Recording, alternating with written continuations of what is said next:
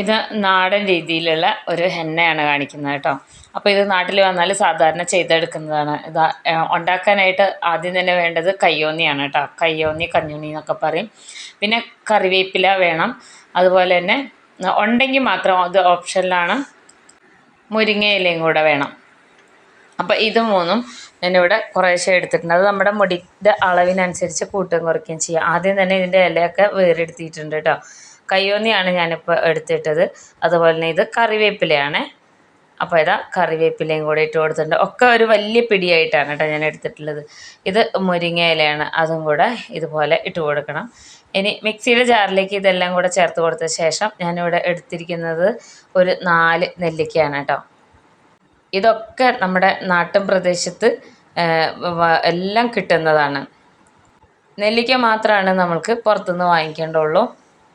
അപ്പോൾ അതാ 4 ഇതിൻ്റെ കുരുവൊക്കെ ഒന്ന് കളയണം.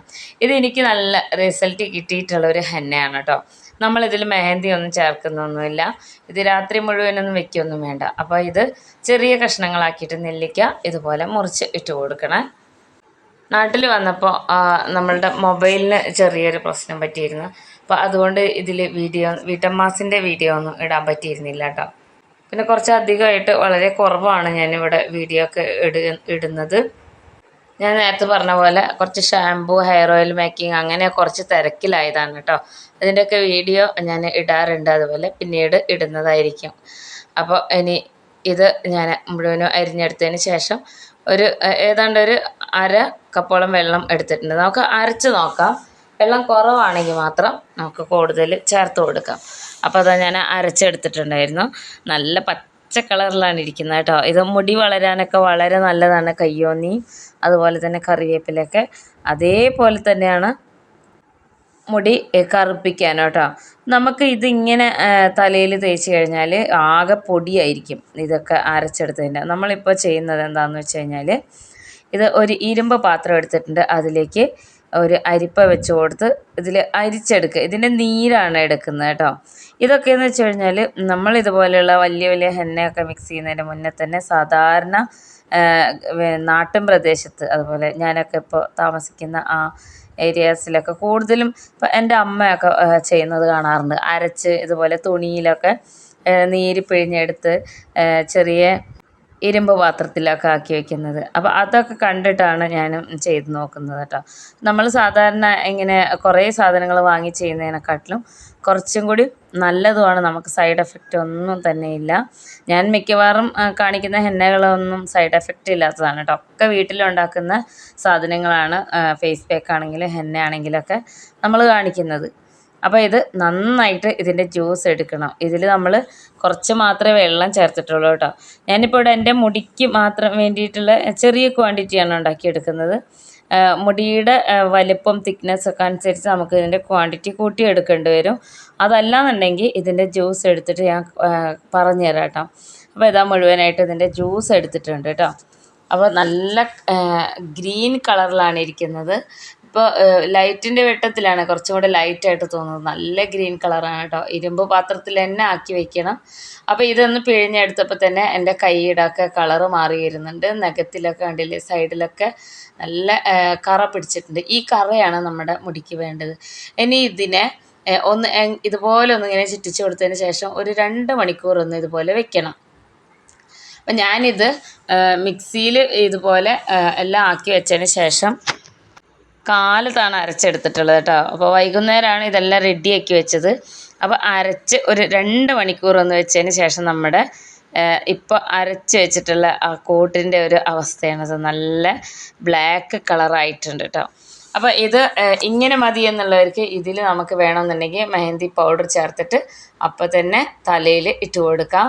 ഞാനിവിടെ ചെയ്യുന്നത് മെഹന്തി പൗഡർ ചേർത്തിട്ടില്ല. ഓൾറെഡി ഞാനിപ്പോൾ ഒരു 10 ദിവസം മുന്നേ ഒക്കെ മെഹന്തി പൗഡർ മാത്രം ഇട്ട് കൊടുത്തിട്ടുണ്ട്. പിന്നെ 10 ദിവസം എന്ന് വെച്ച് കഴിഞ്ഞാൽ ആ കളർ പോകുമ്പോഴത്തേനും തേച്ച് കൊടുക്കുന്നതാണ് കേട്ടോ.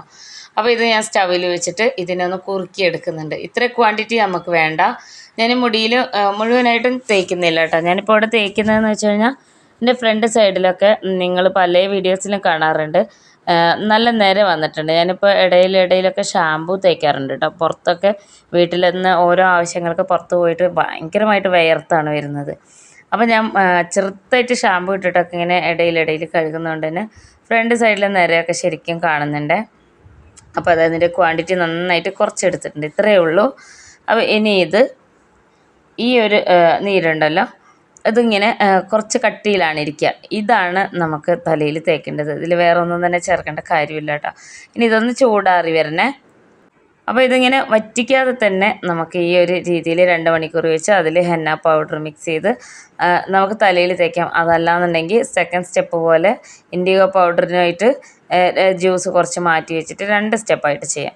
നമ്മൾ സാധാരണ ഹെന്ന ചെയ്യുന്നവരാണെന്നുണ്ടെങ്കിൽ നമുക്ക് ഒറ്റൊരു സ്റ്റെപ്പ് ചെയ്തെടുത്താൽ മതി. ഇതിപ്പോൾ ഞാൻ ചെയ്യുന്നതെന്ന് വെച്ച് കഴിഞ്ഞാൽ ഹെന്ന ഒന്നും ചേർക്കുന്നില്ല. ഓൾറെഡി എൻ്റെ മുടിയുടെ ആ വെളുത്ത മുടിയൊക്കെ ഇങ്ങനെ ബ്രൗൺ കളറിലാണ് ഇരിക്കുന്നത്. ഞാൻ ഹെന്ന ചെയ്യുന്നതുകൊണ്ട് വീട്ടിൽ സാധാരണ നമ്മൾ പറിച്ച ഇല ഒക്കെ പറിച്ച് അരച്ച ഹെന്ന നമ്മൾ ഇട്ടിട്ടുണ്ടായിരുന്നു കേട്ടോ. എൻ്റെ വീഡിയോ ഒന്നും ഞാൻ എടുത്തിട്ടില്ല. സാധാരണ ഹെന്ന തേക്കുന്നത് മാത്രം.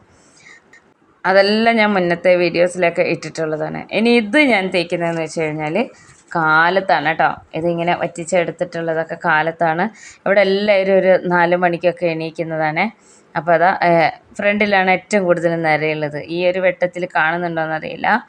അപ്പോൾ നല്ലൊരു കറയാണ് കേട്ടോ. ഇതെല്ലാം കൂടെ വരുമ്പോൾ നെല്ലിക്കയും അതുപോലെ തന്നെ നമ്മുടെ കറിവേപ്പിലയ്ക്കൊക്കെ ഒരു തരം കറയുണ്ട്. നമ്മളതിങ്ങനെ പച്ച ഇല ചവയ്ക്കുമ്പോൾ മനസ്സിലാവും പല്ലിലൊക്കെ കറയിരിക്കുന്നത്.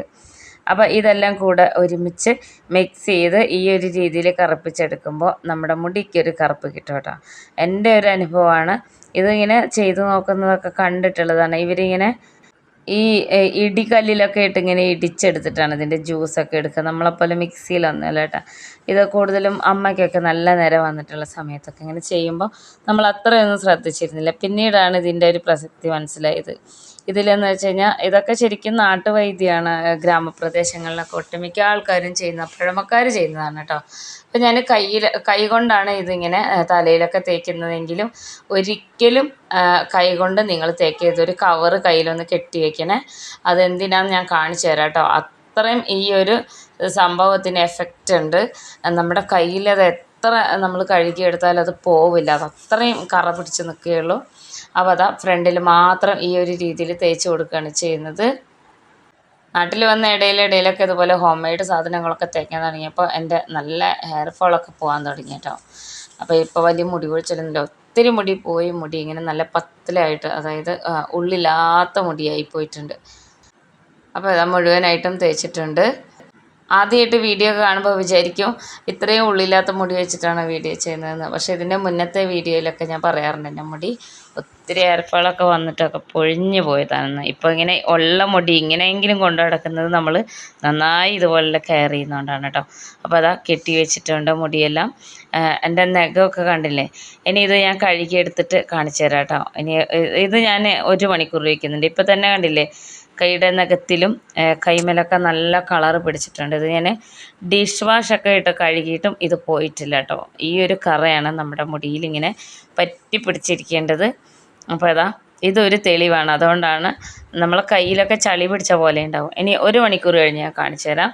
ഇതിപ്പോൾ ഏതാണ്ടൊക്കെ നന്നായിട്ട് ഉണങ്ങിയിട്ടുണ്ട്. എൻ്റെ കൈയുടെ കളർ കൂടിയത് കണ്ടോ. നമ്മൾ അത്രയും കഴുകിയെടുത്തതായിരുന്നു. കൈയുടെ വിരലൊക്കെ ശരിക്കും നമ്മൾ കരിയിലൊക്കെ പിടിച്ച പോലെയുണ്ട്. അടുപ്പിൻ്റെ ഉള്ളിലൊക്കെ കൈയിട്ട പോലത്തെ ഒരു ഫീലാണ്. അത്രയും കറുത്തിട്ടാണ് കേട്ടോ. അപ്പോൾ ഇതാണ് ഒരു തെളിവെന്ന് പറയുന്നത്. ഒരിക്കലും കയ്യിൽ നേരിട്ടിട്ട് ഇതുപോലെ ഉണ്ടാക്കി തേക്കരുത്. നമ്മൾക്കത് ഭയങ്കര പാടാവും. പുറത്തൊന്നും ഇറങ്ങാൻ പറ്റില്ല കേട്ടോ. ഇനി ഇത് ഞാനിപ്പോൾ കഴുകി കളയാണ്. നമ്മൾ ഷാമ്പു ഒന്നും ഇടരുത് കേട്ടോ. ഒട്ടും എണ്ണയില്ലാത്ത മുടിയിൽ ചെയ്യണേ. ഇത് കഴിഞ്ഞിട്ട് ഞാൻ കാണിച്ചു തരാം. ഇത് ഞാൻ കുളിയൊക്കെ കഴിഞ്ഞിട്ടാണ് കേട്ടോ ചെയ്യുന്നത്. കുറച്ചും കൂടെ വെളിച്ചം വെച്ചിട്ടുണ്ട്. അപ്പോൾ അത്യാവശ്യം നന്നായിട്ട് ഈ ഒരു ബ്രൗൺ കളറായിട്ടുള്ള മുടി ഇങ്ങനെയാണ് ഇരിക്കുന്നത്. പിന്നെ നമ്മളെ മുടിക്ക് മൊത്തത്തിലൊരു കറുപ്പ് കളർ വരും കേട്ടോ. നമ്മൾ ഡൈ ചെയ്തൊരു ഫീലാണ് ഇത്. കറുത്ത മുടിയിലൊക്കെ ചെയ്ത് കഴിഞ്ഞാൽ അത് ശ്രദ്ധിച്ചാൽ മനസ്സിലാവും. അപ്പോൾ എനിക്ക് ഒരു കുഴപ്പമില്ല. നന്നായിട്ടിരിക്കുന്നുണ്ട് കേട്ടോ. നല്ലൊരു ഗ്ലോ ഒക്കെ കിട്ടിയ പോലെ ഉണ്ട്. അതെനിക്ക് തോന്നുന്നു മുരിങ്ങയിലൊക്കെ ചേർത്തുകൊണ്ടായിരിക്കും. എല്ലാവർക്കും ഇഷ്ടപ്പെടും. വളരെ ഈസിയാണ്. എല്ലാവരും ഉണ്ടാക്കി നോക്കണേ. ഇതെല്ലാം നമ്മളെ വീട്ടിലും ചുറ്റുവട്ടത്തൊക്കെ കിട്ടുന്നതാണ്, കയ്യോന്നിയൊക്കെ. അപ്പോൾ എല്ലാവരും ഒന്ന് ചെയ്ത് നോക്കി അഭിപ്രായങ്ങൾ അറിയിക്കണേ. നല്ല നരച്ച മുടിയുള്ളവരാണെങ്കിൽ 2 സ്റ്റെപ്പ് ചെയ്യണം. ഹെന്നയും ഇൻഡിഗോ പൗഡറും മിക്സ് ചെയ്ത് തേക്കണം.